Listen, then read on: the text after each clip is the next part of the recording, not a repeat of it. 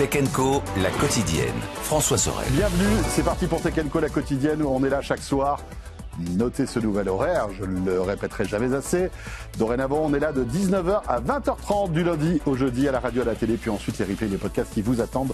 J'espère que vous avez passé une bonne journée avec au sommaire ce soir dans Tech Co, la quotidienne. On va commencer par SpaceX et le nouveau projet fou d'Elon Musk qui va investir 100 milliards dans une base spatiale en Louisiane pour imaginer jusqu'à 30 lancements par jour de fusées. C'est dingue. On parlera aussi de Bill Gates qui veut réguler l'IA avec la Chine parce que Bill Gates a peur de l'avenir concernant l'IA. On va en parler dans quelques instants. Et puis on reviendra sur le procès Meta. Ça y est, eh bien Meta va passer à la caisse. Il achète en quelque sorte eh bien, le non-procès pour 16 milliards de dollars. Il va être obligé aussi, Meta va être obligé de modifier certaines applis de ses réseaux sociaux. Voilà quelques-uns des sujets qu'on va évoquer ensemble ce soir. Un grand merci d'être là. Bienvenue, c'est parti pour Tech Co, la quotidienne. Tech Co, la quotidienne, le débrief de la tech. Oui, peut-être êtes-vous pour la première fois avec nous sur BFM Business. Eh bien, sachez que chaque soir, 90 minutes de tech sont, eh bien, pour vous, décryptées par nos experts qui sont là chaque soir, 19h, 20h30. Avec ce soir sur le plateau de Tech Co, nous avons Isabelle Bordry. Bonsoir Isabelle. Bonsoir François. Et ravi de te retrouver pour cette nouvelle saison, Merci Isabelle. Beaucoup. Isabelle qui est fondatrice de Retency et je le dis et je le répète à chaque fois, qui a été patronne de Yahoo il y a quelques années, voilà, à l'époque où Yahoo était présent, très présent en France et en Europe. Leader, on peut le dire. Leader, c'est ça, hein, bien avant Google notamment. À tes côtés, Christophe Honnête est là. Salut Christophe. Bonsoir François. Ravi de te retrouver aussi. Christophe qui a très bonne ligne. Senior Advisor chez Ventoux, ancien président de Microsoft France et Asie du Sud. Et bien sûr, mon compère de toujours, Frédéric Simotel. Bonsoir à tous. Salut François. Bon, ben voilà, encore une soirée, vous allez voir, passionnante avec énormément de sujets. Et on va commencer par ce nouveau pari d'Elon Musk, 100 milliards de dollars, je vous le disais tout à l'heure. C'est ce qu'il mise en Louisiane pour construire une nouvelle gigantesque base spatiale. Et l'idée derrière, c'est de faire décoller des fusées Starship à un rythme jamais connu. Les explications d'Antoine Eulard, qui est notre correspondant à Washington pour BFM Business. Oui, et ce projet est digne d'un film de science-fiction, c'est en tout cas ce que dit Elon Musk. C'est vrai que cette base XXL s'annonce déjà hors norme. Il y aura notamment 12 tours de lancement, ce qui permettra d'envoyer des fusées dans l'espace à une cadence jamais vue. Elon Musk évoque une trentaine de tirs par jour. On parle là des fusées Starship, les fusées géantes de SpaceX. Elles auront pour mission dans un premier temps de déployer en orbite des satellites pour le réseau Starlink. Elon Musk a de grandes ambitions en la matière. Il veut déployer 100 000 nouveaux satellites au cours des prochaines années. Alors pourquoi s'installer en Louisiane plutôt qu'en Floride ou au Texas ? Eh bien d'abord parce qu'on est là au bord du golfe du Mexique. C'est idéal pour les mises en orbite. Et puis surtout, les autorités locales ont déroulé le tapis rouge à Elon Musk avec notamment une législation qui limite énormément tous les recours, notamment les recours en matière de nuisances sonores. Elon Musk en tout cas veut aller très vite. Les travaux vont commencer dès l'année prochaine et la base doit être opérationnelle dès 2030. Voilà, encore une fois, un projet, on va dire, pharaonique, au pas de charge pour Elon Musk. Hein, voilà, 2030, un nouveau site de lancement gigantesque, encore plus grand que ceux qu'on a déjà vus. Hein, je crois que ça sera le plus grand du monde, 100 milliards d'investissements. Deux fois la superficie de Washington. 2 fois la superficie de Washington, dans un État qui est, on va dire, dépeuplé, assez pauvre, d'après ce que j'ai compris, enfin dans une zone qui est assez reculée. Et je voulais avoir votre avis, évidemment, sur ce nouveau délire d'Elon Musk. C'est évidemment, quand on comprend un petit peu la projection d'Elon Musk et quand on voit ce qu'il imagine dans le spatial, ça coule de source, finalement, Isabelle. Oui, et ce qui est assez étonnant, c'est qu'aujourd'hui, il a de l'argent. Enfin, c'est pas étonnant, mais il a réussi, avec son introduction en bourse, à pouvoir investir des sommes absolument astronomiques pour dérouler, en fait, son plan et sa stratégie de faire en sorte que l'espace fasse partie, en fait, d'une espèce d'extension terrestre en réalité. Donc là, il veut la possibilité d'avoir 30 pas de tir pour consolider Starlink, pour pouvoir mettre en orbite des data centers, pour pouvoir créer sur la Lune, un point de relais pour aller sur Mars. Et donc, effectivement, quand on a ces objectifs, on a besoin d'avoir de beaucoup d'espace et beaucoup d'argent pour mettre en place cette stratégie. Alors, c'est un hub spatial monstrueux. En fait. Voilà, c'est 30 000 hectares. Alors, c'est deux fois Washington. Mais alors, je me suis aussi amusée à regarder. On a beaucoup parlé de la forêt des Landes là, cet été, malheureusement. Et c'est 10 000 hectares, la forêt des Landes. Donc, c'est 3 fois la forêt des Landes. Donc, c'est absolument gigantesque. Et puis, il y a tous ces sujets effectivement, d'ondes acoustiques qu'on évoquait tout à l'heure dans le reportage, puisque toute l'idée d'Elon Musk, c'est quand même de faire en sorte que les Starships reviennent, c'est-à-dire que non seulement ils décollent, les lanceurs reviennent. En plus, ils doivent revenir. Alors, ils arrivent et ils amérissent en général, et ensuite, ils sont repris par des grands bras automatiques. Incroyable, il y a des vidéos qu'on voit sur Internet qui sont énormes, des ondes absolument énormes. Il y a besoin, donc il faut en fait protéger les zones peuplées. Donc, il ne faut pas que ça soit dans des zones sur lesquelles il y ait des habitations proches, parce qu'il peut y avoir des problèmes pour la santé, pour les bâtiments. Et puis après, effectivement, la Louisiane, c'est proche par bateau du Texas. Et le Texas, c'est là où il y a les méga factories de SpaceX, où il y aura la construction de ces méga... Donc, c'est plutôt facile d'acheminer, en fait, tout ce matériel. En fait, ça sera beaucoup plus facile par la mer que par la terre. Donc, c'est un lieu absolument stratégique. Il est proche aussi du pétrole, parce que si vous faites 30 tirs par jour, il faut des tonnes de pétrole accessibles pour faire décoller les fusées. Et donc, effectivement, la Louisiane est un lieu assez stratégique géographiquement et politiquement. C'est un État républicain qui, effectivement, déroule le tapis rouge sur tous les aspects à Elon Musk, et notamment sur la capacité à avoir les permis de construire très rapidement, à éviter les recours, notamment environnementaux. Donc, effectivement, la Louisiane est un choix assez cohérent pour et logique, en fait. Mégalomanie, mais qui, aujourd'hui, commence à vraiment se mettre en place. Je ne sais pas si vous vous rendez compte, parce qu'il y a ce chiffre qui moi, me donne le tournis, c'est à terme 30 lancements par jour. Oui. C'est-à-dire que c'est colossal. C'est colossal. Mais si vous êtes en télé, il faut nous regarder, enfin en radio, essayez de basculer en télé pour voir. On a quelques images justement de cette base. C'est absolument incroyable. Ça fait penser au film la deuxième version, la version plus moderne, de Bienvenue à Gattaca. On voit toutes ces fusées qui partent. C'est une industrie du lancement. C'est un peu ça. Donc c'est vrai que c'est complètement dingue. Si même Musk dit que c'est un film de science-fiction, bon, après, c'est à l'image du personnage, quoi. Il affiche des objectifs très ambitieux. Parfois, il est réussi, puisque quand il avait dit je ferai des fusées réutilisables, alors que beaucoup disaient c'est totalement impossible, il y est arrivé. Mais d'autres paris, comme celui de la voiture autonome, quand même tous les ans, on nous dit que l'année prochaine, il va y avoir les... Bon, ça va peut-être finir par... Je vais finir par avoir... on a parlé de robotaxi, ça se précise. Je vais finir par avoir tort, mais enfin, c'était annoncé pour 2015.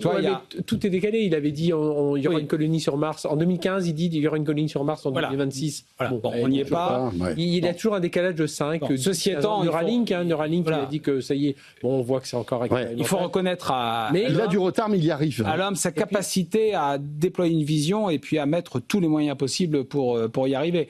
Et c'est vrai que ce qu'on voit là, c'est qu'il a parlé de colonisation de Mars, mais ce qu'il est en train de faire, c'est de coloniser les orbites.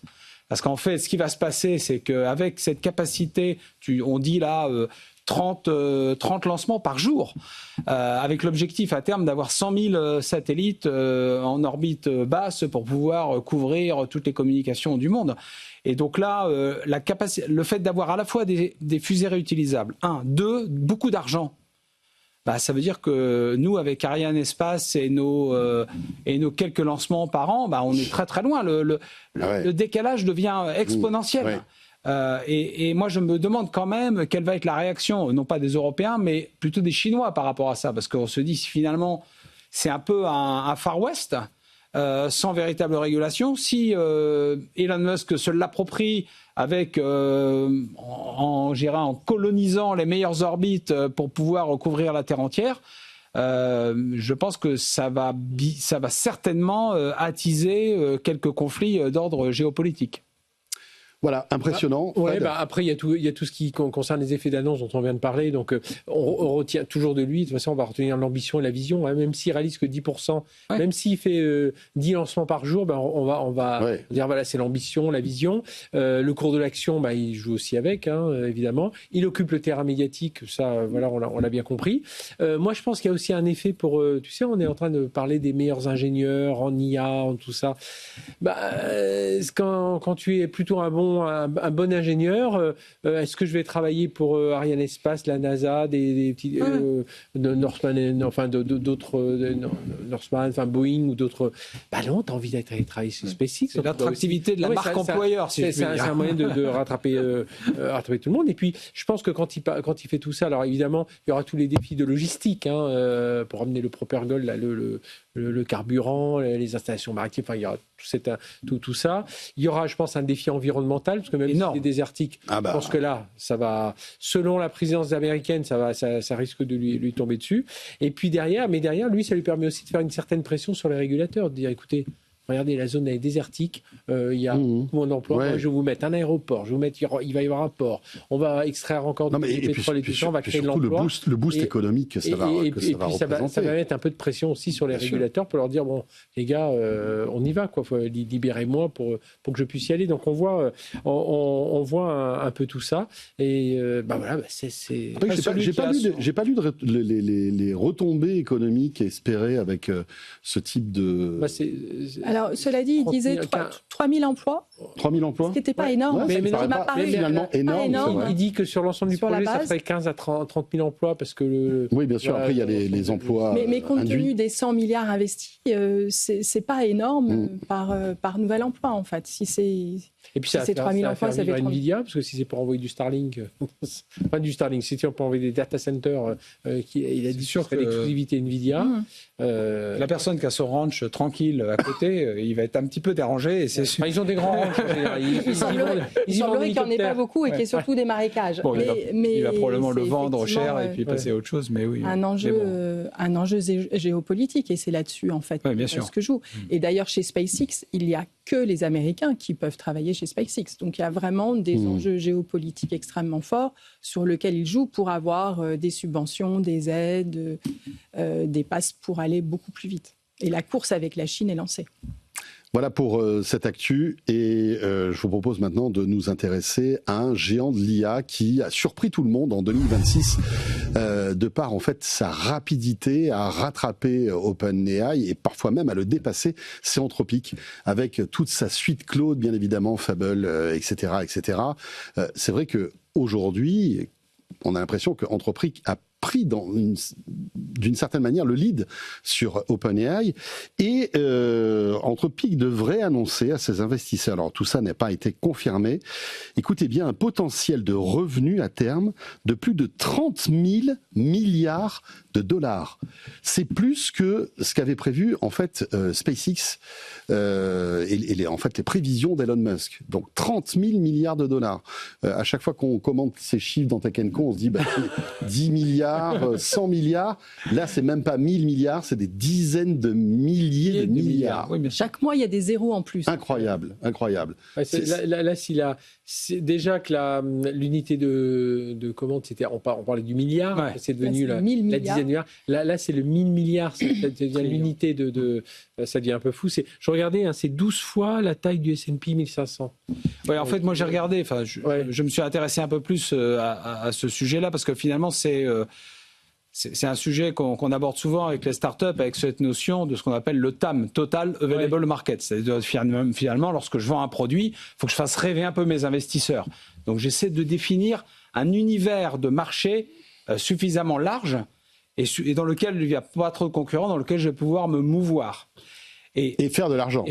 Et plutôt que de partir sur un modèle traditionnel de finalement il y a combien de licences je peux vendre à combien de personnes, c'est de dire non. Anthropic, en fait, il automatise des jobs. Et globalement, il y a combien de cols blancs dans le monde et ça représente quoi la masse salariale des cols blancs? Et finalement, les 30 000 milliards correspondent à peu près. À la masse salariale de ces cols blancs qui pourraient disparaître. Qui pourraient disparaître, mais on est quand même dans un, comme c'est souvent le cas avec le Total Available Market, dans quelque chose de... un peu de surestimé. Surestimation, pour rester poli. Et ça fait partie du jeu. Mais là, je trouve qu'ils poussent le bouchon quand même un petit peu loin, parce que peut-être oui à terme, mais en tout cas aujourd'hui on est loin de pouvoir se dire que tous les cols blancs vont pouvoir être automatisés. Et après, en général, ce qu'on fait, c'est qu'on réduit le TAM en ce qu'ils appellent le SAM, c'est-à-dire le Serviceable Market, qui lui réduit ce TAM à ce que ton produit, le marché peut faire. Et puis après, il y a le SOM qui est encore plus réduit, qui prend en compte la concurrence, des problématiques géographiques, régulation, etc. Bon, et en fait, quand on fait cette cascade-là, on voit qu'on arrive à quelque chose de quand même beaucoup plus raisonnable. Mais c'est vrai qu'il y avait pour eux un enjeu de peut-être de montrer un chiffre beaucoup plus important que SpaceX, enfin que XAI. Et de ce point de vue, il faut reconnaître que c'est assez bien réussi. Et comme tu le dis, Anthropic a un vrai momentum aujourd'hui. Je veux dire, le business B2B dans l'IA, ils ont réussi à le préempter par rapport à OpenAI. Donc ils poussent leur avantage avec la perspective de cette introduction en bourse. Juste une chose, Anthropic prévoit pour 2028, c'est intéressant de faire la comparaison, un chiffre d'affaires compris entre 190 et 200 milliards de dollars. Ouais. Voilà. Et déjà pour la fin de l'année, en 2026, un chiffre d'affaires de 65 milliards, entre 60 et 65 milliards. C'est Airbus. Oui. C'est le chiffre d'affaires d'Airbus. Et Anthropic a été créé en 2021. Donc après 5 ans d'existence, il génère déjà un chiffre d'affaires, donc c'est du vrai argent, équivalent à Airbus. Et ce qui est aussi complètement fascinant, c'est que chez Anthropic, il y a 1000 employés aujourd'hui. Chez Airbus, j'ai regardé, il y en a 168 000. Donc on est dans des chiffres et des ratios qui n'ont rien à voir. Absolument rien à voir. Donc après, l'introduction en bourse est un vrai enjeu pour Anthropic, exactement comme Elon Musk avec SpaceX. Ils doivent adresser un marché et OpenAI, mais qui a un petit peu plus de mal. Parce que là aussi où Anthropic... Alors, on n'a pas tous les chiffres, mais ils laissent entendre qu'ils étaient à l'équilibre opérationnel sur le deuxième trimestre. Donc, ça veut dire qu'ils doivent effectivement rembourser ou en tous les cas faire en sorte que les 10 milliards qu'ils ont déjà investis à un moment donné, ils puissent effectivement avoir un TRI positif par rapport à cet investissement. Mais aujourd'hui, en opérationnel, malgré la capacité machine qu'ils doivent utiliser, ils arrivent à être à l'équilibre. Donc effectivement, c'est énormément de points positifs vers un IPO qui devrait arriver d'ici la fin de l'année, alors que du côté d'OpenAI, effectivement, on a moins de chiffres. Il semblerait qu'ils ne soient pas à l'équilibre. Et donc, la société paraît beaucoup mieux gérée et les coûts beaucoup mieux maîtrisés, avec en plus des produits extrêmement performants, notamment pour les développeurs. Oui, mais justement, les 80% de ces revenus aujourd'hui d'Anthropic, ça vient des entreprises. Alors, c'est récurrent. Alors, soit à travers les utilisateurs, entre guillemets, lambda, comme nous, soit à travers les développeurs, alors que pour l'instant, OpenAI, 70% de leurs revenus, c'est plutôt des abonnements grand public. Et on voit que c'est beaucoup plus petit. Après, c'est vrai que quand on fait ton calcul, c'est exactement ça. Parce qu'au début, moi j'avais fait un peu ce calcul. Je dis, bon, allez, on va regarder un peu les abonnements pour entreprises. On va regarder tout ce qui est les tokens, entre 3 et 25 $, le million de tokens selon les modèles. On va regarder les partenariats cloud, ce que ça pourrait leur rapporter. Je dis rien. Bon, d'accord, il y aura les agents IA qui vont être, ça va devenir une plateforme agent IA. Mais là, on va dépasser. Je faisais des petits calculs comme ça, un peu au doigt mouillé, mais quand même, je regardais la plateforme IA, ça peut les mener à entre 1000 et 5000 milliards de dollars. Oui, mais où ils veulent aller? Et en fait, ce qu'ils veulent, c'est dire, mais nous, on va transformer l'économie mondiale. Et tous les métiers, c'est tout ça. On peut pas juste rester sur les dépenses logicielles, API, tokens et tout ça. Non, c'est tout ce qu'on va transformer. Et voilà ce qu'on va générer. Et 30 000 milliards, c'est le PNB des États-Unis. Donc c'est quand même des chiffres absolument colossaux. Mais les investissements qui sont faits aujourd'hui sur le marché, en fait, obligent à ce que l'on ait à un moment donné une transformation complète de l'organisation du travail, notamment des cols blancs. Et puis que l'IA soit dans tous les secteurs aussi. C'est ça. Santé, transport, attention aussi, parce que déjà, ça fait plusieurs fois qu'on dit oui, mais ça ne génère pas forcément beaucoup d'emplois. On l'a dit il y a quelques minutes sur SpaceX, on vient de dire finalement Anthropic fait 60 milliards de revenus, mais à 1000 employés. Et puis en plus, finalement cherche à, son objectif affiché là de façon finalement assez décomplexée, c'est de remplacer les cols blancs. Mais si on remplace tous les cols blancs, qui va acheter les produits? Donc il y a un vrai sujet sociétal énorme derrière qui, je trouve, qui devrait être adressé de façon un peu plus responsable quand on annonce des chiffres comme ça. Oui, parce que là, le sujet aujourd'hui, c'est que l'emploi crée potentiellement moins de valeur que la machine elle-même. Oui. Et donc, effectivement, c'est le ratio qu'on voyait tout à l'heure avec Airbus. Je génère 65 milliards avec 160 000 employés et 65 milliards avec 1000 employés. Donc, en fait, c'est la machine, le service qui, tout d'un coup, est créateur de plus de valeur. Bon, ça, c'est un fait. Maintenant, effectivement, est-ce que ça va continuer sur le même trend? Et comment l'organisation de la société elle-même va être obligée de s'adapter? Ça va être compliqué et c'est un vrai challenge. Et c'est d'ailleurs un des points de Bill Gates dont on parlera tout à l'heure et dont on parlera tout à l'heure. PwC disent que l'IA ajoutera 15 000 milliards de dollars au PIB mondial d'ici à 2030. Donc, voilà. Ouais. Donc on peut dire que si on parie un peu sur Anthropic, leur lignée, ils y seront en 2035-2038, ces 30 000 milliards. Mais si on part du principe que l'IA générative va infuser toute notre société, il y a encore plein de domaines qu'on n'imagine même pas encore être investis par l'IA. On n'a pas évoqué la robotique, mais la robotique va être sans doute un booster incroyable de tout cela.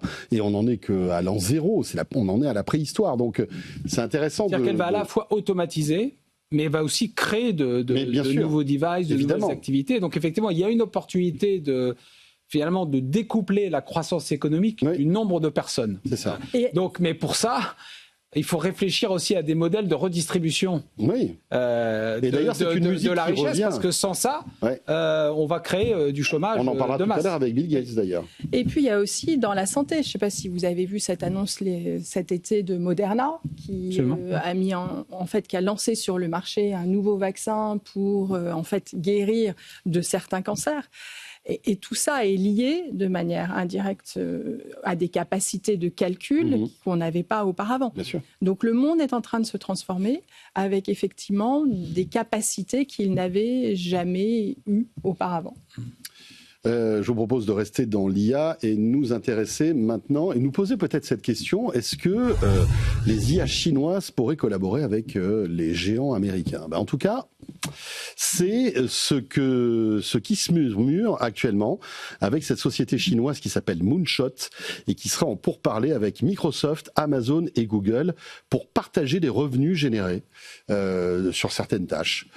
Et c'est intéressant parce que, évidemment, quand on évoque à la fois la technologie chinoise et la technologie américaine, on se dit que c'est un peu les aimants contraires, finalement. Et je veux avoir votre avis là-dessus. Est-ce que, finalement, c'est une volonté de Moonshot d'être un peu dans cette punchline-là et dire, écoutez, on va essayer de passer des accords avec les Américains, ou est-ce que ça pourrait, malgré tout, arriver parce que business is business? Qu'est-ce que vous en pensez? Moi, je pense qu'aujourd'hui, les LLM tels qu'on les a vus jusque-là ont un risque quand même un fort risque d'être commoditisés par des produits open source. Donc, on voit émerger un ensemble de modèles alternatifs et d'une certaine façon, Kimi, lorsqu'il a annoncé son nouveau modèle open source avec, là aussi on a des milliards, 2,8 milliards de paramètres, donc 2800 milliards de paramètres, avec des capacités et finalement des performances équivalentes à celles d'un ChatGPT ou d'un Anthropic. Le tout en étant open source, c'est-à-dire en étant gratuit en tout cas dans l'IP, dans la propriété intellectuelle du produit, ça met effectivement, et d'ailleurs on l'a vu puisque au cours de l'été il y a eu des annonces de baisse de prix assez massives qui d'ailleurs à mon avis challenge tout particulièrement d'ailleurs OpenAI dans son activité notamment essentiellement B2C aujourd'hui. Il peut être fortement challengé. On voit qu'il est beaucoup plus atteint que les autres. Et donc l'émergence de ces produits open source, on se dit finalement peut-être utiliser des produits chinois. Ce qui est intéressant dans ces modèles-là, c'est le modèle Kimi, c'est qu'il est tellement énorme qu'on ne peut pas le faire tourner sur son PC et qu'il faut en fait le faire tourner dans le cloud. Et ce que proposerait Kimi à Amazon et à Microsoft, c'est de dire on le met dans Azure et dans Amazon Web Services et dans Google Cloud. Et puis finalement, le revenu que vous générez en token et en compute, enfin en utilisation, en puissance de calcul, tout ce revenu-là, vous nous en versez 30%, un peu comme Apple peut le faire. Et donc ça, moi je pense que ça peut avoir beaucoup de sens parce qu'il va y avoir une recherche des clients en se disant, pour un ensemble de besoins, j'ai pas forcément besoin d'avoir l'IA de la toute dernière puissance, mais je peux tout à fait me contenter de good enough. Et il va y avoir une guerre des prix là-dessus.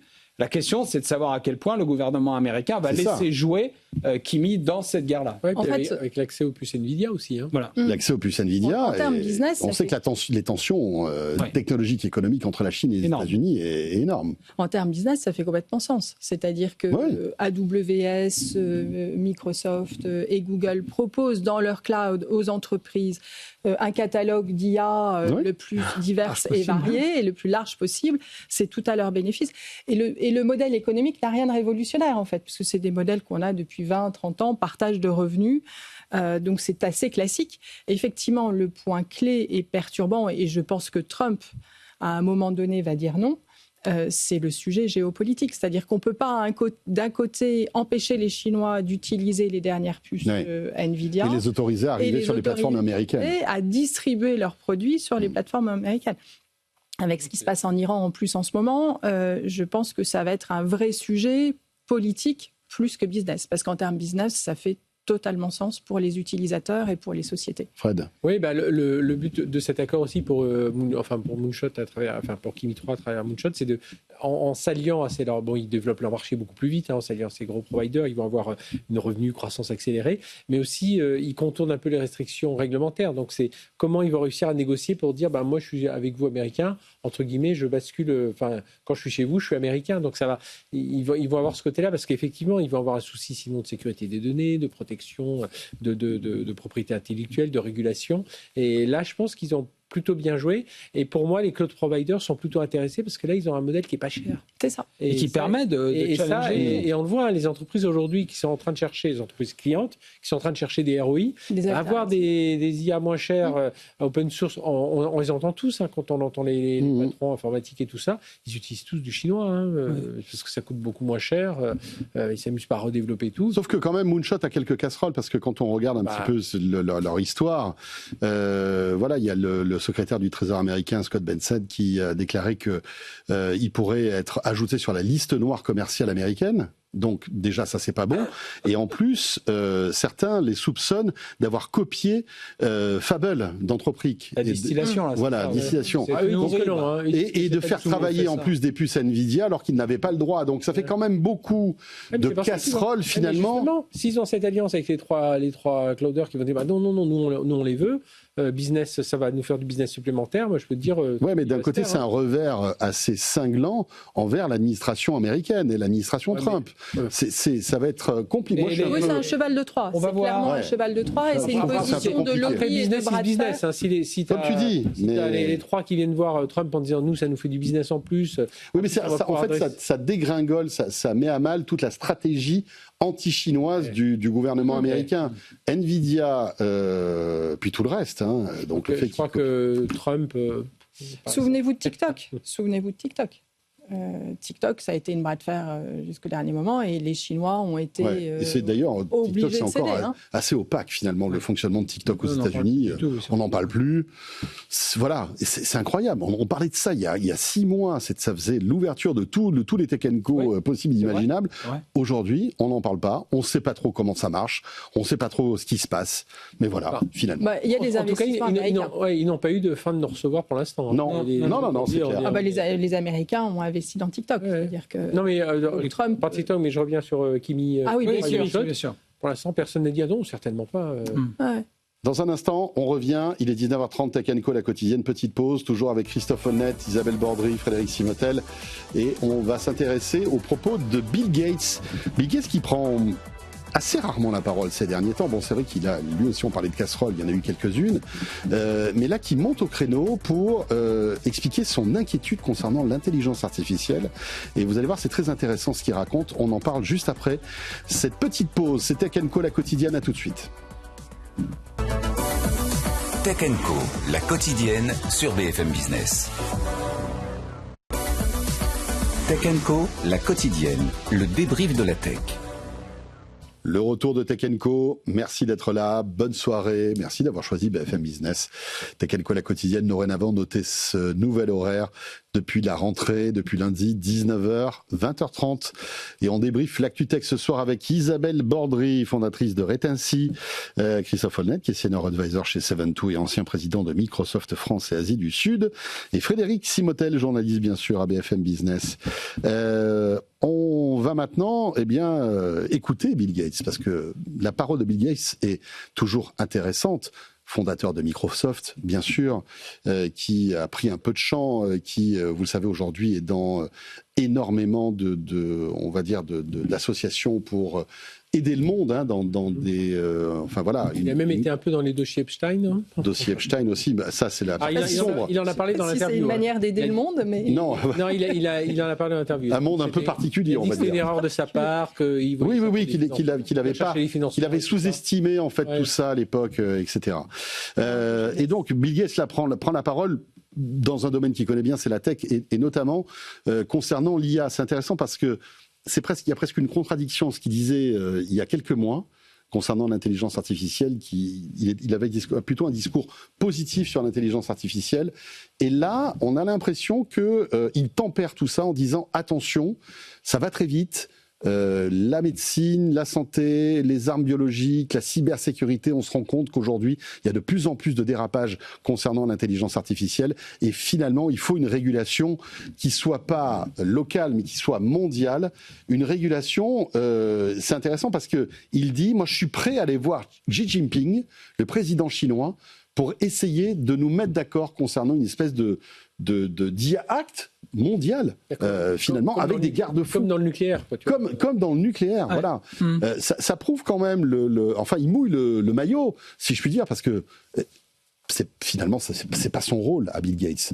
Aujourd'hui, Bill Gates, il est rangé des affaires. Ça devrait être, je sais pas moi, ou des hauts fonctionnaires, ou je sais pas qui, mais en tous les cas, lui, il prend ce sujet-là. Et je voulais avoir votre avis sur tout ça. Peut-être commencer par toi, Christophe, parce que tu as connu Bill Gates, évidemment, puisque tu as travaillé longtemps chez Microsoft. Est-ce que c'est une posture qui t'étonne? Non, pas vraiment. Comme tu l'as dit, j'ai travaillé longtemps chez Microsoft, et il y a longtemps, donc j'ai eu l'occasion de côtoyer Bill Gates, y compris dans mes fonctions de direction générale. Et je pense que chez lui, en tout cas pour avoir échangé avec lui sur ces sujets-là, il y avait vraiment cette volonté de se projeter après son rôle chez Microsoft dans un rôle de sa fondation, à laquelle qui a eu je pense, un impact positif sur tout un ensemble sur sa volonté d'éradiquer les maladies tropicales, de travailler sur les problèmes de santé dans les pays pauvres, etc. C'était un engagement extrêmement authentique, en tout cas, et sincère. Autant que j'ai pu en juger, j'ai quitté Microsoft. Je suis pas dans d'une dévotion. J'avais pu mesurer ça, et je pense qu'aujourd'hui,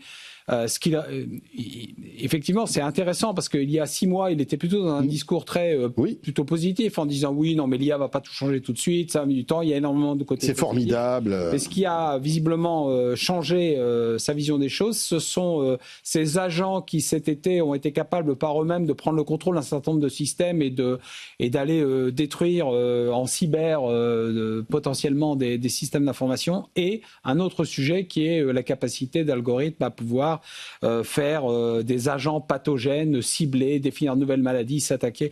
Et là, il s'est rendu compte que il y avait finalement une arme de destruction massive potentiellement dans les mains. Et de ce point de vue, on fait une comparaison assez rapide avec l'arme nucléaire en disant on aurait besoin un peu d'une autorité globale, un peu comme l'AIEA l'était, une sorte d'AIIA, si je puis dire, donc Agence internationale pour l'intelligence artificielle, qui définirait un certain nombre de principes et de garde-fous pour lesquels les pays s'engageraient à ne pas les franchir. Le problème aujourd'hui, c'est que tu disais tout à l'heure, ce serait le rôle de qui ? De l'ONU. Oui. Non, discrédité. Les institutions multilatérales, elles sont pas difficile de trouver l'incarnant en fait. Voilà. Donc aujourd'hui, tu as le pape qui a dans son encyclique, d'ailleurs Bill Gates y fait référence dans son document, qui a fait un document remarquable, le pape que j'ai lu cet été, et Bill Gates, alors non pas qu'il soit le pape de la tech, c'est pas du tout ce que je veux dire, mais en tout cas, je pense qu'il se saisit du sujet. C'est une parole, même si effectivement elle a pu être un peu, l'image a pu être un peu égratignée récemment, mais néanmoins ça reste une parole forte. La seule chose, c'est que pour qu'il puisse être encore plus puissant, il lui faudrait le soutien des États-Unis là-dessus. Et on sent mal. Et d'ailleurs, j'ai regardé un peu quelles étaient les réactions des Républicains, de la Maison-Blanche autour de son initiative. On ne peut pas dire il n'est pas dans les petits papiers de Trump. Et en fait, on se voit très bien que pour que ça marche, un truc comme ça, où il y aurait une sorte d'équilibre de la terreur entre les États-Unis et la Chine, c'est seulement si un des deux pense que l'autre est un peu trop en avance et il serait prêt à signer. Mais tant que l'un et l'autre pensent qu'ils peuvent aller plus vite, il n'y a aucune chance. Isabelle. Oui, il y a effectivement un sujet, il y a aussi des problématiques de culture en fait. Aux États-Unis, il y a cette notion d'autorégulation, où en fait le chef d'entreprise a une éthique, des valeurs qu'il fait respecter au sein de son entreprise et où finalement l'État est très à l'écart. On a vu quand même Trump au printemps interdire Fable.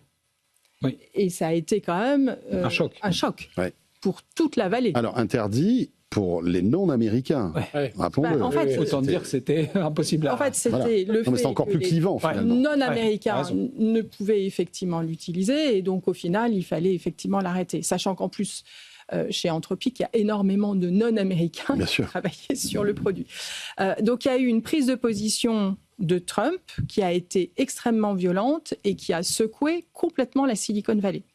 Et le patron d'Anthropic, qui par ailleurs a été un des invités du pape lorsqu'il a en fait communiqué sur son encyclique, cette même personne s'est révoltée contre la position de Trump. Alors que par ailleurs, avec le pape, il a effectivement demandé une espèce de règles raisonnables au niveau mondial.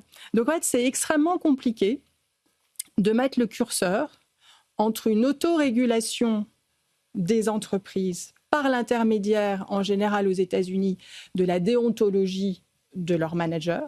On voit que la déontologie de Steve Jobs n'avait rien à voir avec celle de Mark Zuckerberg. Et donc, vous avez des produits et des approches qui sont en termes de privacy qui n'ont absolument rien à voir. Oui, des points de vue complètement différents. Et puis, vous avez l'Europe, ou notamment la France, avec la création de la CNIL dans les années 70, mais qui a été créée pour protéger les citoyens français de l'État français.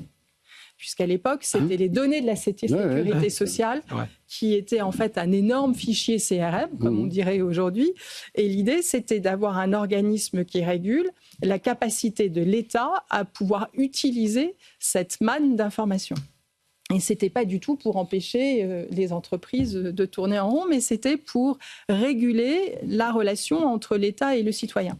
Et puis après, vous avez des prises de position de l'Europe, que moi je trouve absolument essentielles, avec le RGPD, avec l'IA Act, qui en fait détermine un certain nombre de valeurs qui sont des garde-fous et que les entrepreneurs sont obligés d'intégrer dans leur développement. Parce que je pense que lorsque vous développez une technologie, il n'y a pas de fatalité à ce qu'elle soit nocive. C'est-à-dire la complexité de développer des modèles IA, la complexité de développer des puces aujourd'hui est telle que si vous devez rajouter un petit peu plus avec une contrainte supplémentaire pour respecter des valeurs, ça ne représente rien en termes de difficulté ou de complexité.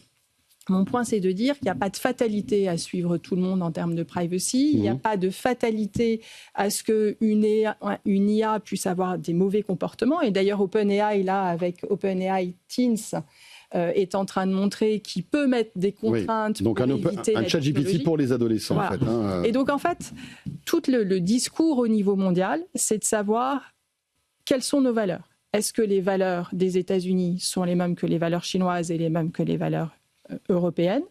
Et quel organisme va pouvoir effectivement édicter des règles que l'ensemble en fait des entrepreneurs et des développeurs vont respecter? En gros, c'est fixer des garde-fous qui seraient mondiaux. Et je pense que l'Europe est très en avance sur le sujet. Des lignes rouges à ne pas franchir. Voilà, lui, c'est ça. Et si la Chine s'engage à ne pas les franchir, les États-Unis aussi s'engagent à ne pas les franchir. Il pense que c'est les États-Unis à faire le premier pas. Et la Chine suivra. Parce que lui, c'est ça, c'est surveiller les risques spécifiques à l'IA, donc créer des armes, bactéries. Des armes, des bactéries, enfin... Tout un tas de choses. Éviter le surarmement aussi, que tout le monde... Et puis, moi, il y a deux choses aussi. Dans son interview, on voit qu'ils l'ont frappé.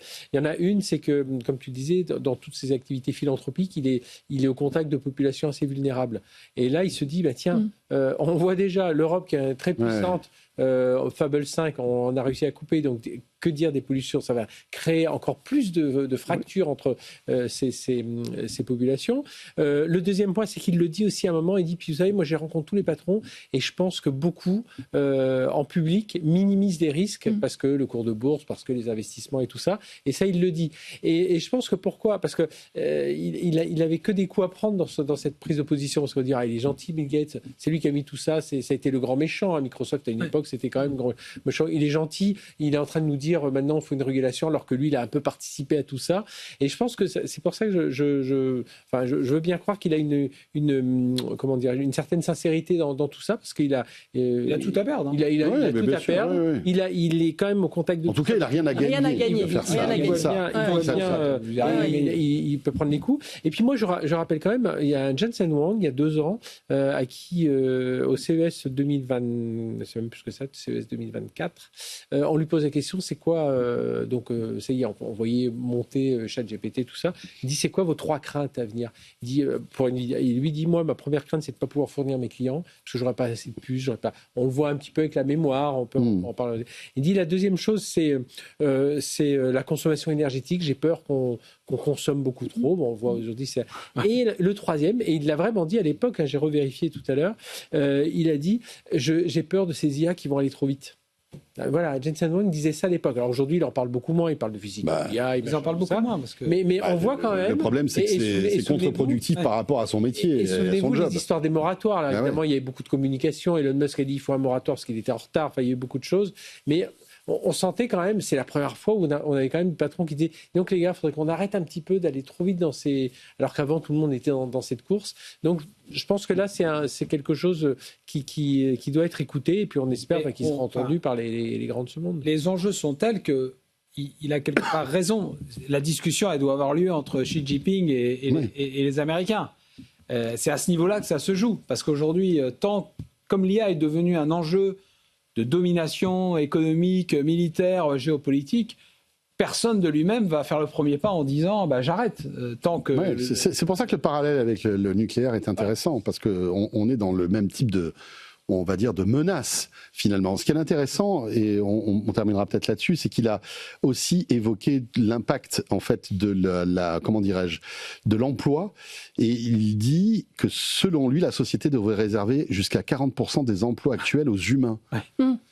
Mais c'est dingue, parce que dire ça comme ça veut dire qu'on a acquis que 60% des emplois humains vont disparaître à cause de l'IA. C'est dingue. Et il dit, il faut qu'il y ait des métiers restent humains, et il fait référence à son papa qui est atteint de la maladie d'Alzheimer, et il dit, il faut qu'il y ait une interaction humaine, parce que une IA ne pourra jamais remplacer l'humain. Mais c'est quand même, c'est aussi effrayant, je trouve. Semble accréditer le fait de se dire qu'il faut réserver 40% des emplois aux humains. C'est dingue. Je pense qu'il faut, pour ceux qui l'ont pas lu, aller lire cette interview. C'est vraiment, c'est un peu marquant. Et il y a aussi des nouveautés là dans les tests et les communications qu'il y a eu cet été, c'est cette notion de conscience. Et il est avéré dans des tests qui ont été faits en faisant tourner des modèles que tout d'un coup, un modèle IA avait la conscience de ce qu'il était en train de faire. Le piratage de GameFace, c'est quelque part, ils se sont dit, tiens, pour avoir accès pour tester davantage d'IA, tiens, il y a eu GameFace qui existe. Enfin, c'est les IA qui se disaient ça toutes seules, et elles sortent de leur bac à sable, elles vont chez la pirate GameFace, quoi. Voilà. Donc effectivement, la notion de régulation et de respect des valeurs est essentielle. Maintenant, j'ai beaucoup de doutes en ce moment, où on parlait de la non-prolifération nucléaire, mais regardez ce qui se passe en Iran en ce moment, et la position de la Chine par rapport à l'Iran. J'ai beaucoup de doutes sur le fait que les Chinois acceptent aujourd'hui le moindre accord sur ces sujets-là avec Trump. Alors peut-être avec Bill Gates et quelques entrepreneurs, mais Non, puis derrière, extrêmement compliqué. Et je pense que c'est là où l'Europe a une vraie carte à jouer. Derrière, les autres pays, les Indiens, ils vont dire quoi? Ils vont dire attendez, nous, laissez-nous vous rattraper pour qu'on soit tous au même niveau. Les Japonais vont dire pareil, les Coréens. Enfin, tu vois, tout le monde dit écoutez, on veut bien s'arrêter, mais laissez-nous vous rattraper. Enfin, qu'on soit tous à peu près au même niveau, parce que je pense on parle des Chinois et des Américains, mais encore une fois, il faut faire je pense le rapprochement avec le nucléaire.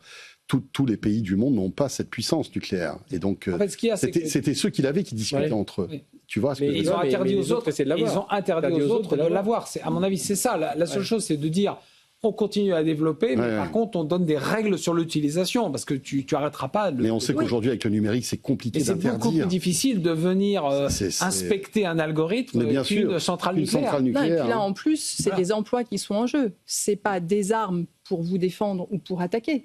C'est les emplois et la vie quotidienne de millions de gens. Voire de milliards. De milliards de gens. C'est clair. On enchaîne avec, on évoquait Nvidia. Est-ce que Nvidia serait menacée par un certain OpenAI ? Parce qu'on le sait, l'un des plus gros clients de Nvidia, c'est sans doute OpenAI. On le sait parce que toute l'intelligence de ChatGPT, d'OpenAI, de tous ces services, elle est réalisée par les puces de Jensen Huang et d'OpenAI. Sauf que OpenAI, la joue fine, je trouve, dans cette histoire-là, puisqu'ils sont en train de mettre en place et de créer des puces IA, dont une qui s'appelle Jalapeno et qui pourrait être encore plus puissante que celle de Nvidia. Et je trouve intéressant de voir que finalement, celui qui faisait appel à Nvidia pour avoir cette puissance de calcul se dit mais attends, je ne peux pas être dépendant de ce gars-là pendant des années, il va falloir que je trouve une solution. Et donc, voilà, investir beaucoup d'argent pour créer ses propres puces. Et je voulais avoir votre point de vue là-dessus, parce que c'est déjà le cas finalement chez Google, chez Amazon, qui fabriquent leurs propres puces. Mais là, visiblement, elles seraient encore plus puissantes que les plus puissantes de Nvidia. Ouais. Alors, il y a quelques nuances quand même, parce que sur les tests, je regardais, ils n'ont pas testé avec Rubin, notamment. Donc, ils ont mis de côté des choses beaucoup plus puissantes. Tu vois, Rubin, les dernières versions de Nvidia. Donc, ils n'ont pas testé ça. Tu veux dire que la dernière puce n'est pas encore attaquée. Les tests ont été faits sur des modèles open source. Il faudra peut-être tester sur tous les modèles cloud, etc. Et puis pour l'instant, ils ne comptent pas vendre. C'est pour l'usage interne. Et puis dernière chose, qu'est-ce qui fait la force de Nvidia aujourd'hui? C'est toute la partie le CUDA, c'est toute la partie applicative au-dessus de développement, des outils de développement. Et ça, ils ne l'ont pas encore. Donc après, derrière, c'est quand même un petit coup tout le monde, coup d'alerte. Mais en disant attention. Mais de là à menacer Nvidia, je pense qu'il y a encore une marge. Non, mais je pense que c'est logique. Si tu veux, c'est vrai de Google qui développe ces puces pour pouvoir concurrencer potentiellement Nvidia, Microsoft. Amazon aussi.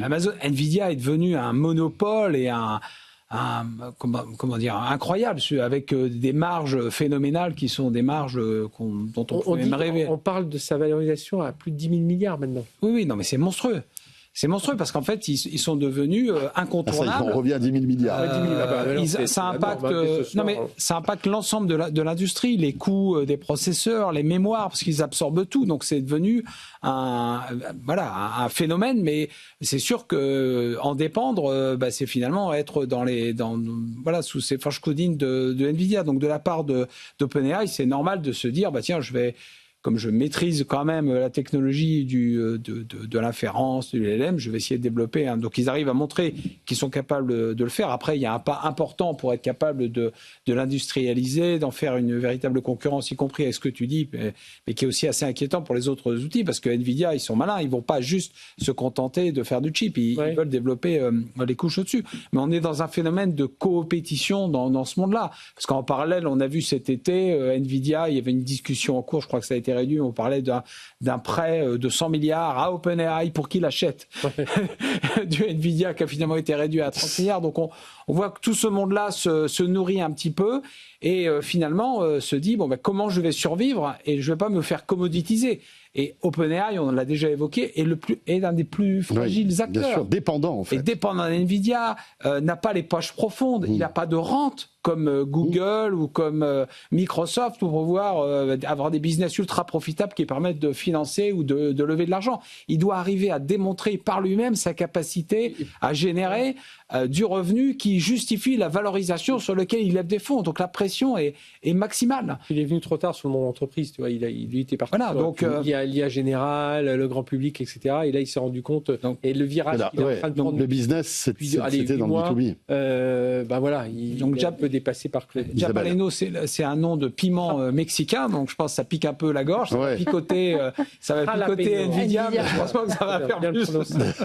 Mais maintenant, ce qui est intéressant, c'est qu'on parle beaucoup d'OpenAI, mais enfin, c'est quand même OpenAI, Broadcom, qui sont des gens sérieux, et TSMC, c'est-à-dire que c'est un consortium. Donc, c'est pas que OpenAI, c'est aussi vraiment des experts dans ce qui se fait aujourd'hui. Ce qui est intéressant aussi, c'est que c'est une puce qui a été créée uniquement dans un but IA et d'inférence. Oui. C'est-à-dire que c'est la première fois qu'une puce a été pensée from scratch pour répondre à une problématique liée au fonctionnement quotidien de l'IA. Donc c'est aussi un sujet qui est intéressant. On va voir quelle vie elle va avoir, mais c'est un sujet intéressant. Et elle a une latence très faible, elle est beaucoup plus rapide. Elle est très rapide d'après les premiers tests qui apparaissent. Et en plus, ce qui explique OpenAI, c'est qu'elle a été, en fait, en tous les cas, les couches logicielles qui aujourd'hui lui permettent de fonctionner extrêmement rapidement ont été en fait codées par le moteur OpenAI. Et donc, au lieu, ils ont gagné énormément de temps, c'est-à-dire que la Pano, pardon si j'écorche un peu le nom, en fait, a été créée en 9 mois avec les capacités Broadcom et les capacités TSMC, en plus des capacités de codage extrêmement rapides d'OpenAI. Donc, c'est un produit assez étonnant sur le marché. Maintenant, est-ce qu'il va marcher on va voir. Mais c'est un produit assez unique aujourd'hui sur le marché. Et après, tous les acteurs sont à une course folle face à la fin de la loi de Moore. C'est-à-dire qu'aujourd'hui, ils sont obligés de chercher de l'efficacité, alors qu'au niveau du silicium et des puces, on atteint des niveaux de pertinence que l'on n'arrive pas à débloquer, en tous les cas, dans les compétences et les contraintes qu'on a aujourd'hui physiques. Après, il y a un effet d'annonce important. On parlait tout à l'heure de l'IPO d'Anthropic, l'IPO d'OpenAI aussi. C'est un moyen aussi de rassurer ses investisseurs, de dire regardez, nous aussi, on développe des puces. Et puis, on regarde vers l'avenir. Voilà, elles ont un coût énergétique moindre, elles ont une latence. Enfin, vous voyez, et d'ailleurs, les hyperscalers ne s'y trompent pas avec Google qui lance NPU. Enfin, chacun est dans ses compétences. Ben, nous, voyez, on est aussi là-dedans. On est aussi dans cette course et on va pas dépendre uniquement de Nvidia et de ses puces hors de prix. Donc il y a aussi cet effet. Absolument. Et tu as d'autant plus raison qu'effectivement OpenAI avait été un peu montré du doigt sur le fait de sa dépendance à Nvidia depuis le départ et ses investissements absolument gigantesques sur lesquels il avait apporté des garanties à Nvidia et qui paraissaient absolument intenables pour les investisseurs. C'est intéressant quand même de voir que dans cette. Je pense que quand on réfléchit aux différentes vagues technologiques qu'on a pu observer, qui avons un certain vécu. Qui observons tout ça depuis quelques temps. On a vu l'interface graphique, l'Internet, le mobile, la souris. Et non pas le mulot. Le mulot. Mais en fait, souvent dans ces vagues technologiques, il y avait un acteur ou deux qui émergeaient et qui était un peu un winner takes all. Et là, en fait, on a cru à un moment donné que sur l'IA, ça allait être OpenAI. Et tout de suite, l'industrie a réagi. Et ce qui est absolument fascinant à observer et qui nous interroger ici aussi beaucoup, c'est comment la chaîne de valeur va se réorganiser. Où vont être les acteurs gagnants? Est-ce que c'est le processeur ou est-ce que finalement il va y avoir des processeurs équivalents? Est-ce que c'est le LLM où il va y avoir des open source? Est-ce que c'est le logiciel où ils vont être remplacés par les agents? Ou est-ce que c'est le concept? Et à chaque fois, si on faisait les différentes couches, on voit que tous les acteurs se mettent sur les différentes couches, ils ne se spécialisent pas. Puisque Nvidia veut aller sur les couches logicielles, OpenAI fait quasiment... Ils ont investi 30 milliards dans... Google vient d'annoncer qu'il allait avoir des agents pour faire de la legal tech. enfin la legal tech, il va faire des agents pour les avocats et pour le truc, et ça pose une énorme question pour tous les acteurs de legal tech. Ce que je veux dire, c'est que tout le monde se met à faire un peu tout parce que ils se disent il y a une révolution, on ne sait pas trop comment ça va se réorganiser, on a intérêt à ne pas mettre tous nos œufs dans le même panier. C'est ça. Et plus on peut mettre d'œufs dans des paniers différents, mieux ce sera. Voilà. Oui, et puis les investissements sont tellement colossaux oui. et les incertitudes sont quand même aussi importantes sur quel marché va effectivement émerger qu'il est absolument nécessaire de répartir ces investissements. Et puis n'oublie pas, moi je pense qu'il faut aussi regarder un peu dans le rétroviseur, c'est deux, trois petits acteurs du genre Intel, IBM, en train de pousser leur pion tranquillement. IBM, on l'a vu cet été, qui commence aussi à travailler sur ses puces, donc là aussi. Et puis les Chinois qui ne vont pas rester en train de regarder. Enfin, on l'a vu, on a parlé de Kimi 3 tout à l'heure, mais même au niveau des composants, enfin, on ne va pas rester à regarder tout ça. Donc, et puis il suffit qu'un anti-Trump bascule aux États-Unis. Enfin, je ne pense pas, parce que sur la Chine, non, et sur l'économie, ils ont sur la puissance économique américaine. Voilà, je pense mais les puces chinoises pourraient commencer aussi à arriver chez nous. Bon, cela dit, on a un marché adressable de 30 000 milliards de dollars. Ça fait de la place pour quelques acteurs. Ouais, exact. Il est bientôt 20h, toujours avec Isabelle Bordry, Christophe Honnête, Frédéric Simotel. On revient dans un instant pour notre dernière partie de Tech & Co. On débriefe l'ActuTech jusqu'à 20h30, donc restez avec nous, à tout de suite. Tech & Co, la quotidienne sur BFM Business. Tech & Co, la quotidienne, le débrief de la tech. Voilà, on attaque notre dernière demi-heure de ce Tech & Co, la quotidienne, en ce mercredi soir. Un grand merci d'être avec nous. Peut-être êtes-vous à la radio ou à la télé, peut-être êtes-vous en train d'écouter Tech & Co en replay ou en podcast. En tout cas, merci d'être là fidèle. Isabelle Bordry est avec nous, fondatrice de Retency, Christophe Holnet, senior advisor chez 72 et ancien président de Microsoft France et Asie du Sud, et Frédéric Simotel. On évoquait justement ces puces qui, voilà, cette guerre des puces, cette concurrence dans ces processeurs pour faire tourner cette IA. Eh bien, Apple aussi est dans la course. Apple est dans la course avec un nouveau Mac qui vient de sortir. Et ce Mac, il a une particularité, c'est qu'il a une puce totalement inédite chez Apple, qui s'appelle la M5. Alors, il y a la M5 Max, il y a aussi la M5 Ultra. Ce sont des puces qui sont tellement puissantes que on peut imaginer faire tourner dessus des modèles de langage d'IA, ce qui est aujourd'hui quasiment impossible sur un ordinateur, parce qu'en fait, il faut beaucoup de mémoire, il faut des processeurs hyper puissants. Il y a quand même des PC IA qu'on a vus au CES qui font tourner ces modèles. Certes, mais là, visiblement, on passe quand même une étape supérieure, oui, mais c'est pas, on va dire, c'est pas très grand public. Là, visiblement, ça commence à rentrer dans le grand public, et Apple a quand même une sacrée longueur d'avance là-dessus.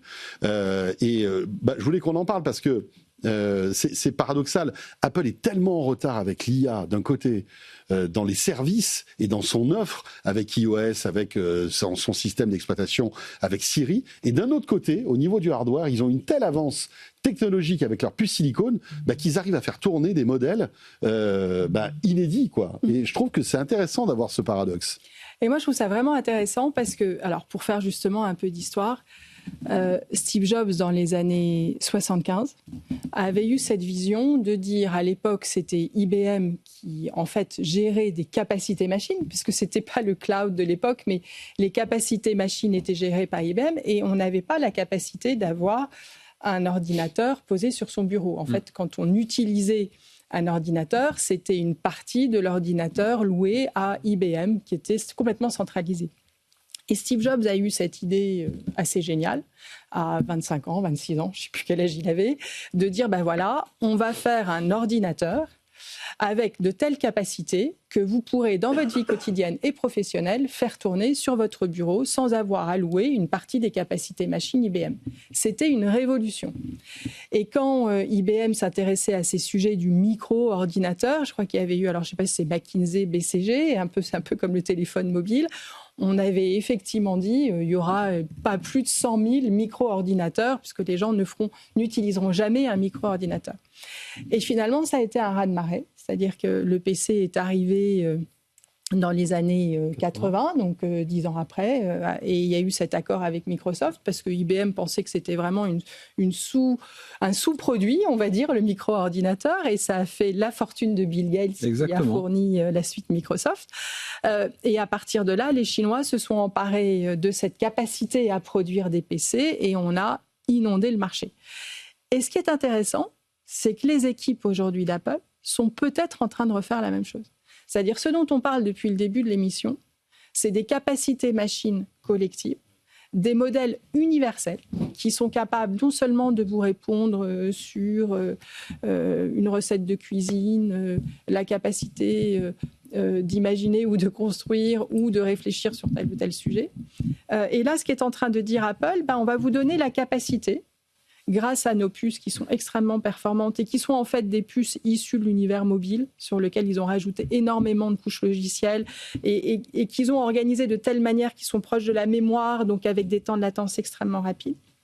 On va vous donner la capacité à vous, usagers, de pouvoir utiliser des modèles qui sont des modèles IA adaptés à vos besoins, avec en plus l'intégralité de la privacy, puisque ça ne sera pas partagé dans un cloud. Ça sera en sécurité, sur votre bureau. Chez vous. Donc, vous téléchargerez le modèle qui vous intéresse pour faire les recettes de cuisine, la legal tech, enfin voilà, ou pour la recherche et l'éducation, qui sont les deux sujets que Steve Jobs voulait déjà à l'époque adresser. Et donc là, il se positionne pareil en disant, pour les chercheurs et pour l'éducation, on vous donne une machine qui va permettre, non pas forcément de dépenser des tokens chez Anthropic de manière incontrôlée, mais de pouvoir avoir une vraie maîtrise de différents modèles pour votre vie quotidienne et vos besoins quotidiens. Et donc c'est vraiment intéressant parce qu'on parlait des évolutions et des différentes stratégies. Et sur ce marché de 30 milliards de dollars qu'on évoquait tout à l'heure. 30 000 milliards 30 000 milliards, pardon, j'oublie des zéros, dont on parlait tout à l'heure. On a cette approche d'Apple qui peut être assez disruptive et dans lequel je crois beaucoup, et qui est d'ailleurs un peu l'approche des équipes Mistral, dont on parle un petit peu moins en ce moment, mais qui en fait ont pris le parti de développer des modèles spécialisés, non pas des modèles universels, mais des modèles spécialisés pour pouvoir faire tourner de manière beaucoup plus raisonnable en termes de capacité machine, beaucoup plus maîtrisée, à des coûts maîtrisés et avec une privacy complètement contrôlée. Donc on va voir comment ça se passe avec un rapport qualité-prix qui est quand même assez imbattable. Et on va voir comment, sur le marché, ces outils commencent. Juste une chose, rappelons que c'est aussi la vision de Jensen Huang, qui, il y a quelques mois, rappelez-vous, on en avait parlé dans Tech & Co, prépare en fait des puces sur des ordinateurs qu'on aura à la maison et qui nous permettront de faire tourner nos propres modèles. Plus besoin de data center. Enfin, en tout cas, moins besoin. Je pense qu'on en aura besoin toujours, mais beaucoup moins. Ce qui change, c'est qu'ils ont Apple, et c'est sur quoi travaille Jensen Huang aussi chez Nvidia, c'est toute la gestion de la mémoire en dessous. C'est-à-dire qu'aujourd'hui, ils essaient d'avoir une sorte de mémoire unifiée où les CPU, GPU, NPU vont venir taper, alors qu'aujourd'hui, par rapport aux PCIA qui sont assez performants aujourd'hui, mais c'est un NPU, c'est un composant qu'on appelle NPU qui est dédié à l'IA. Et pendant ce temps, le PC tourne normalement. Et aujourd'hui, ce qu'a réussi Apple, c'est de dire non, moi j'ai plus un NPU dédié pour l'IA. Moi, c'est mon processeur, il va aller taper. Et donc c'est là où ils ont travaillé dans cette on va pas rentrer dans les détails, mais dans le sous-système mémoire. Et c'est là où ils sont forts. C'est là où ils ont vraiment réussi le truc d'un point de vue architectural. Et du coup, maintenant, il faut réduire les coûts parce que ça coûte quand même un peu d'argent tout ça. Et pour 4 000 euros, vous avez un PC, un Mac qui vous permet d'avoir accès à des modèles. C'est peut-être moins cher que des tokens. Ouais. Après les entreprises, faut voir parce que tu vois aujourd'hui, moi j'ai discuté hier avec des gens de grandes marques là.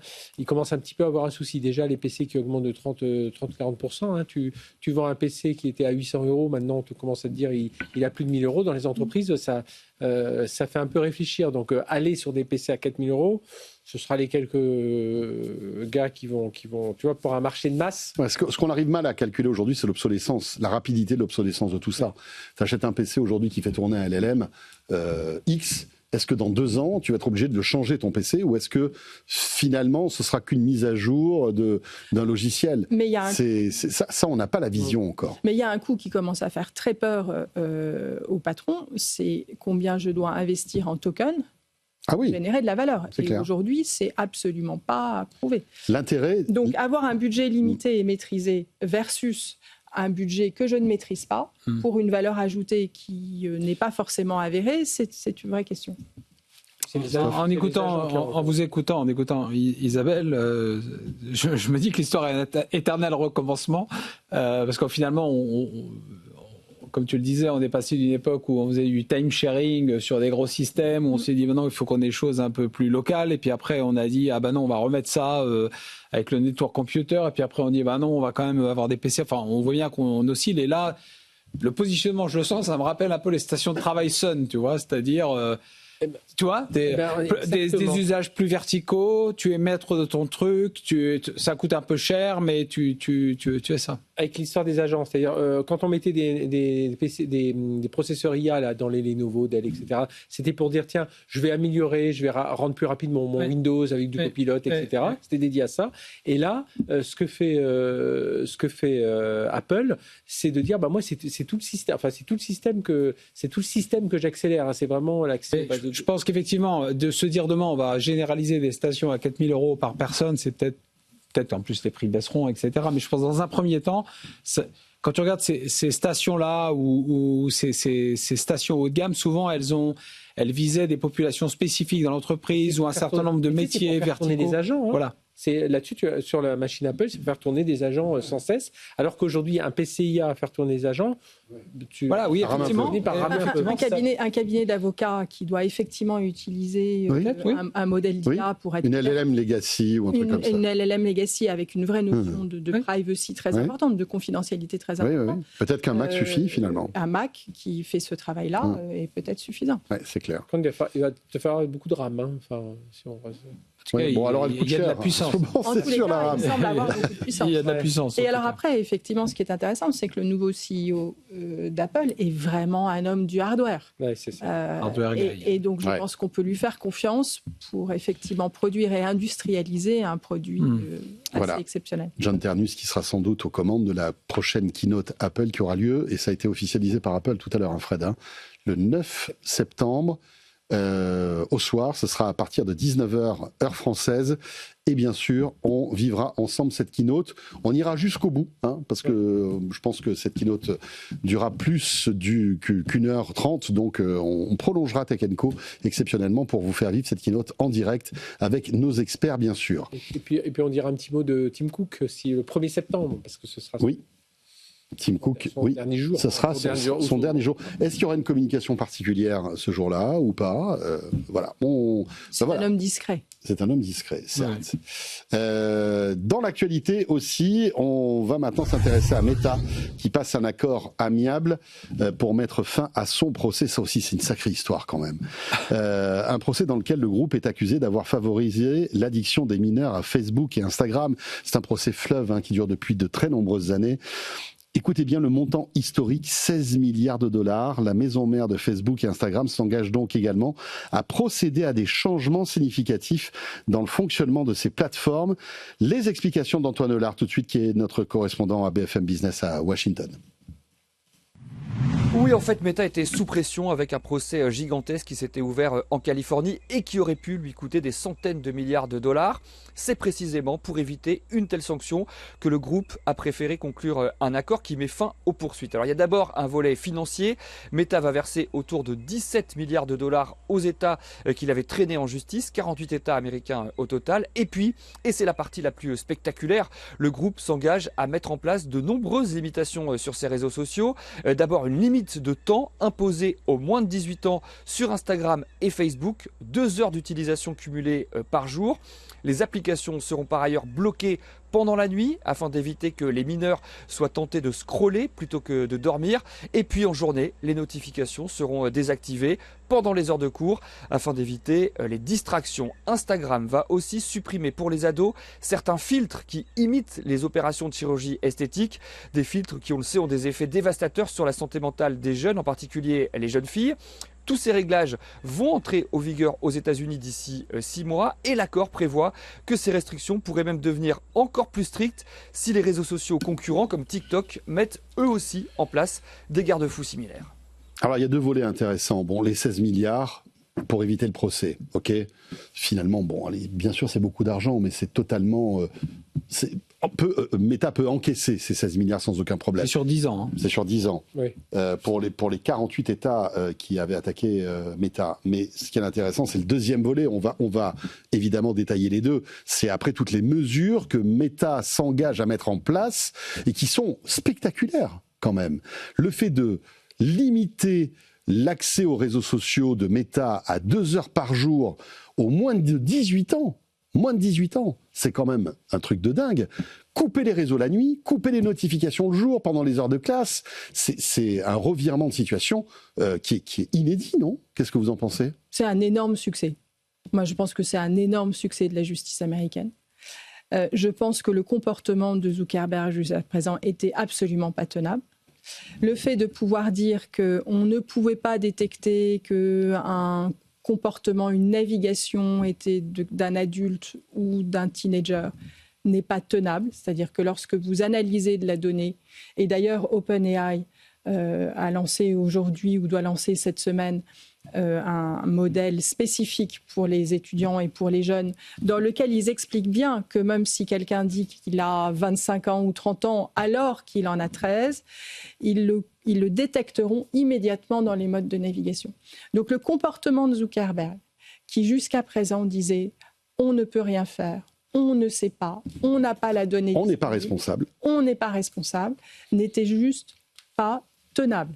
Et je trouve que c'est un énorme succès qui montre que, et c'est ce que j'évoquais tout à l'heure, il n'y a pas de fatalité à avoir une technologie nocive. C'est-à-dire que si on arrive à faire des modèles aussi pertinents, si on arrive à faire des réseaux sociaux aussi addictifs, il n'y a pas de raison qu'on n'ait pas cette capacité technique d'y intégrer des contraintes pour protéger le citoyen et les usagers. Et je trouve que ça renvoie à une discussion et une actualité de cet été ou au printemps, je ne sais plus, de la France. La prise de position de Macron qui a absolument tenu à ce qu'il y ait cette réglementation en France sur les moins de 16 ans ou les moins de 13 ans sur l'accès des réseaux sociaux. Et cette position du Conseil constitutionnel qui a dit non, pas du tout. Ce n'est pas constitutionnel en droit parce qu'il faut une liberté d'expression. C'est une erreur absolument énorme.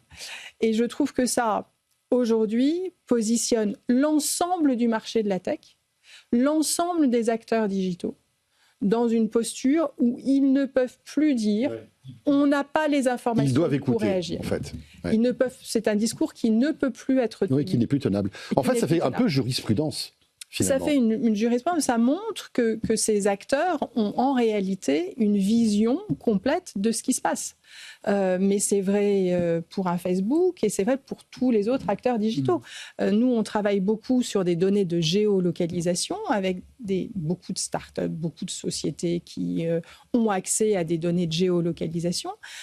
Certains acteurs vous disent mais il n'est pas possible de pouvoir anonymiser ces données. C'est faux. Il est possible de protéger les situations, de protéger les citoyens avec des outils qui permettent effectivement de travailler de manière raisonnable. Et ce que ce procès et l'issue de ce procès montre, c'est qu'effectivement, Facebook a été obligé de le reconnaître. Christophe, intéressant. Moi, j'ai plein de questions. Alors, je ne sais pas si vous avez les réponses, mais il y a 46 États, je crois, qui ont attaqué. 29, j'avais en tête, mais je me trompe peut-être. Enfin, 46, c'est beaucoup. Que va-t-il se passer pour les autres, en fait ?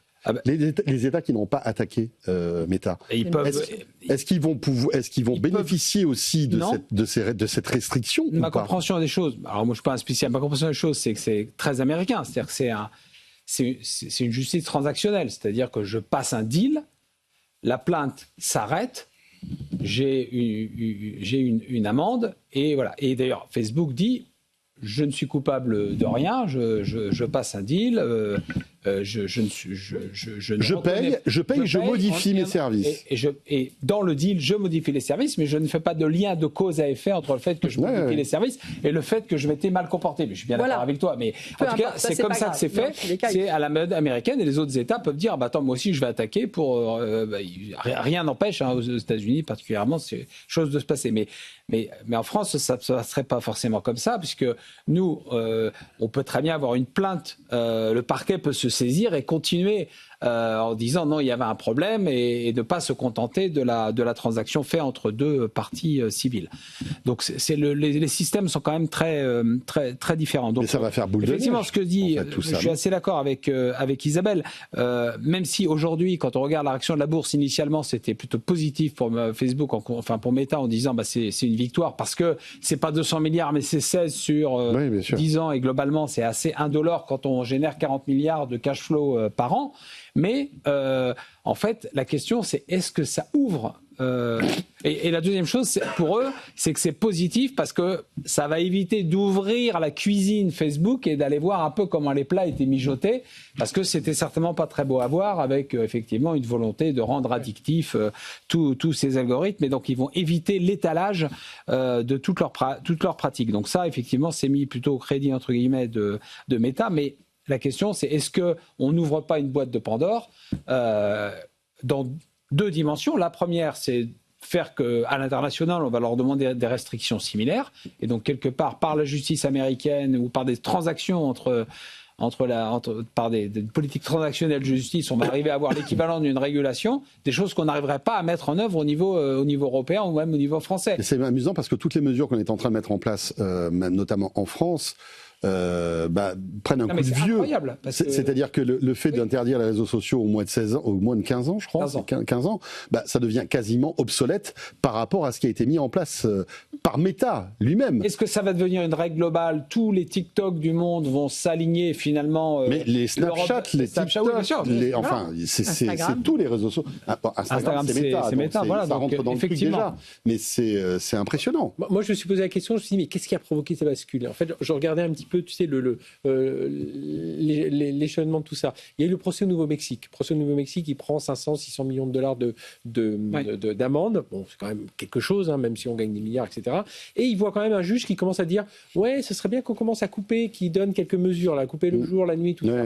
Deuxième procès d'Auckland, 29 États. Et là, on dit c'est addictif, tout ça. Là, il commence à mesurer les risques. On dit tu sais qu'on a calculé, ça pourrait te coûter 1400 milliards de dollars. Oula, là, ça commence. Troisième chose, je pense que et ça, c'était un événement parce que là, les témoignages sont arrivés un peu tardivement. C'est tous les témoignages internes qui ont dit non, mais c'est un système parfaitement établi. Et là, il s'est dit oula, là, les risques les Facebook les gars. Files, et là, si on négocie pas, ce qui va se passer, c'est que c'est plus nous qui allons décider de la conception. Oui, on va perdre la main. Ça va être les juges, des procureurs, des gens. Et là, si on veut garder la main, il faut qu'on lâche. Et donc, il a lâché 16 milliards qui est allé sur 10 ans et tout ça, mais qui veut quand même dire, parce que hier on en parlait, c'était quand même un enjeu financier aussi. Oui, il y avait un enjeu financier. De la part des attaquants. Oui, bien sûr. On en parlait hier avec Thomas Serval, vous pouvez voir ça. Mais qui va toucher cet argent en plus ? C'est les États. Oui, mais ce n'est pas les utilisateurs, parce que c'était au départ, je crois que c'était les utilisateurs qui avaient porté plainte contre Meta. Après peut-être qu'ils vont mettre en place des formations, des machins. Ça va. L'amende est importante, parce que c'est quand même ça va être une barrière à l'entrée, même pour les autres. C'est-à-dire qu'il y a aussi jurisprudence. Et hier, Thomas Serval, il rappelait, il dit oui, il y a quand même des avocats derrière qui se sont dit tiens, il y a de l'argent à se faire. Oui, bien sûr. Il faut quand même pas oublier ça. La finalité est quand même formidable. La finalité, 2 heures par jour. 2 heures. C'est formidable. C'est spectaculaire. Et pour les moins de 18 ans, c'est ça qui est fou. Ça va jusqu'à 18. Oui. C'est dingue. Je pense que le truc, c'est qu'il s'est rendu compte qu'à un moment, il risquait de perdre. D'avoir la main, bien sûr. À la fois l'argent et avoir la main sur. Et je pense que les témoignages ont été prépondérants. Et c'est une touche optimiste pour l'IA dont on parlait tout à l'heure. C'est vrai. Il n'y a pas de fatalité à faire mal les choses. On termine avec le jeu vidéo. On va parler de GTA 6, vous savez, ce jeu plusieurs fois reporté, en développement depuis plus de 8 ans. La Terre semble s'arrêter de tourner quand on évoque ce jeu-là, qui est attendu par des millions et des millions de joueurs. Et à l'approche de sa sortie mondiale, qui est prévue le 19 novembre, et qui devrait en faire l'un des jeux vidéo les plus vendus de l'histoire, Rockstar entretient toujours jalousement le secret autour de son mastodonte, Rockstar étant l'éditeur de ce jeu. Un secret qui se monétise déjà pour rentabiliser au maximum ce projet hors norme, au point de pousser, écoutez bien, Netflix à dépenser des millions pour diffuser dès demain soir du contenu exclusif en avant-première autour du jeu. Nathan Cocampo nous explique tout ça. 6 heures d'exclusivité, ça paraît peu, mais quand cela concerne GTA 6, le jeu le plus attendu de ces dernières années, cette courte avant-première devrait se transformer en un événement planétaire gagnant-gagnant. À 21h, heure française demain, Netflix diffusera 20 minutes, peut-être 30 minutes de contenu, de révélation, voire de séquences de ce jeu de simulation centré sur la liberté d'action dans un monde ouvert toujours plus vaste et complexe. Et ce, dans un contexte où les fuites se multiplient ces derniers jours, signe d'un engouement toujours plus fort autour du jeu. Aucun détail n'est sorti sur le montant du deal entre Take-Two Interactive, l'éditeur du jeu, et Netflix, mais la plateforme aurait dépensé plusieurs dizaines de millions de dollars pour cette exclusivité. Et pourtant, 6 heures plus tard, cette même vidéo sera diffusée gratuitement sur YouTube.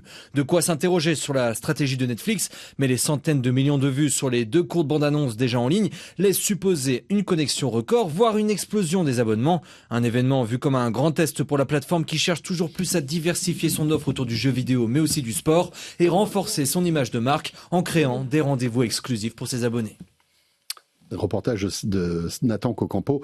Ce que je trouve de fascinant dans cette histoire-là, c'est que finalement, une grosse bande-annonce vaut des fortunes finalement pour être diffusée en exclusivité. Et Netflix s'est dit, je suis prêt à payer, à mettre beaucoup d'argent sur la table pour pouvoir diffuser en exclusivité quelques minutes de ce jeu. Finalement, quand on fait la part des choses, c'est quelques minutes du jeu, c'est tout. C'est-à-dire que voilà, on n'achète pas le jeu, on va simplement voir à quoi il ressemble. Un jeu qui sortira dans quelques semaines. C'est phénoménal. On perd le tout entendement finalement. Et en fait, c'est le monde Hollywood à l'envers. Oui. L'Odyssée, dont on a beaucoup parlé cet été, en fait, a payé pour que ces bandes-annonces soient diffusées dans les salles de cinéma. C'est-à-dire que la marche normale, c'est que le producteur d'un film... Il y a un budget marketing. Et que ce budget marketing est dépensé sur les plateformes, les YouTube, les Netflix, etc., pour valoriser et promouvoir. Là, ce qui est phénoménal, c'est que c'est l'inverse. Alors moi, au départ, assez naïvement, je pensais que Netflix diffuserait après le jeu, mais pas du tout. Le jeu sera disponible sur PlayStation. Et donc, effectivement, l'enjeu pour Netflix, c'est juste d'avoir, pendant ces quelques heures, un boost de ses abonnements et un boost de ses visiteurs. 6 heures donc, en plus. Parce que 6 heures après, la même vidéo sera diffusée gratuitement sur YouTube. C'est ça. Il y a une transformation complète. Ils vont faire une série du modèle économique du divertissement. C'est-à-dire que Hollywood fait pas le figure, et même en termes de chiffres. C'est-à-dire que là, j'ai compris qu'ils avaient dépensé 2 milliards pour la création de ce jeu. L'Odyssée a coûté 350 millions, ce qui paraissait déjà absolument gigantesque. Donc effectivement, cet univers du jeu est en train de complètement transformer l'économie du divertissement en général. Oui, non, mais je pense qu'effectivement, c'est cette inversion qui est assez changement de paradigme complet, où finalement, on pouvait penser que ce serait quasiment l'inverse. Et en fait, Netflix, finalement, mise, c'est un peu la loi des grands nombres. Il y a un tel succès de GTA, une telle attente qu'il y a des millions de personnes qui voudront le voir en priorité. On l'a vu sur certaines diffusions en cinéma. Il y avait cette ascension là de l'Everest, je ne sais plus lesquels, qui était dans les cinémas à bord, alors que c'est disponible après quasiment gratuitement sur YouTube. Et les gens vont payer. Il y a un côté, alors là c'est différent parce qu'effectivement il y a l'expérience cinéma, mais il y a ce côté de la primauté, de la primeur du temps. Pourtant l'industrie du jeu vidéo se porte pas forcément très bien. Hein. Simplement, il y a quelques blockbusters qui sont un peu des winner takes all, et c'est le cas de. Mais GTA, ça dépasse tout entendement. C'est ça qui est. Ça dépend du cadre du divertissement. Ça a un impact, on peut même dire, c'est un impact social. Ça a un impact dans l'éducation parce qu'il y a beaucoup de simulations. Mais les gens qui jouent à ça, tu peux t'associer dans le truc. Enfin, c'est autre chose qu'un Fortnite. Déjà, on s'imprégnait dans le truc, mais là, ça va beaucoup plus loin. Mais moi, ce que je trouve dingue dans cette histoire-là, c'est que cette bande-annonce, finalement, 6 heures après, ne vaut plus rien. Parce qu'elle est diffusée gratuitement sur YouTube. Donc, Netflix achète simplement 6 heures de temps pour Et 100 en millions de espérant dollars. qu'un maximum d'abonnés regardent ce truc-là, parce qu'après, finalement, n'importe qui pourra le regarder n'importe où. Tu as 10 millions de personnes, tu as 10 millions de précommandes, je crois. Déjà, tu vois, tu peux dire potentiellement, allez, même si 40% qui n'ont pas Netflix se connectent. Oui, voilà, mais c'est un contenu qui n'a pas énormément de valeur pour Netflix, finalement, parce que aujourd'hui, Netflix, quand ils produisent une série, elle reste de manière indéfinie et elle a toujours un intérêt pour les nouveaux spectateurs. Cas, là, on se retrouve avec un truc, c'est une bande-annonce. Enfin, c'est en plus, c'est éphémère. Ça va être un gros extrait du jeu, mais ça n'a pas... Éphémère, il faudra peut-être voir un petit peu, voir s'il va pas y avoir d'autres choses. Je te parlais d'une série autour de ça. Non, peut-être qu'il y a un deal Netflix. Peut-être quand Netflix arriver peu à peu, tu vois, au lancement du jeu, ils vont annoncer des choses, et puis peu à peu, puisqu'ils veulent se lancer dans le jeu vidéo, on le sait depuis un moment, on est proche du cinéma, du jeu vidéo. C'est peut-être un premier pas d'un truc. La valeur annoncée pour Netflix, c'était au moins 100 milliards de dollars. 100 millions de dollars, pardon, je confonds les milliards et les millions. Voilà, on s'est 100 millions de dollars. Donc c'est absolument colossal. Et c'est une valeur avérée, puisque c'est ce qu'ils vont payer. Netflix doit aussi savourer le fait de faire un peu la nique à YouTube sur ce coup-là, parce qu'on le sait, il y a une grosse concurrence entre Netflix et YouTube aujourd'hui sur le temps d'attention en fait, du spectateur. Très bien joué ça. Merci beaucoup à tous les trois. Merci Isabelle. Merci d'être venue. Isabelle Bordry, fondatrice de Retency. Merci à Christophe Holnet, senior advisor chez Seven2, ancien président de Microsoft France Asie du Sud. Fred, on se retrouve demain, bien sûr, pour la dernière de la semaine déjà, avec une actualité très riche. D'ici là, les replays et les podcasts de Tech & Co qui vous attendent. Un grand merci de nous être fidèles et on sera là demain dès 19h à la radio et à la télé. À demain. Tech & Co, la quotidienne sur BFM Business.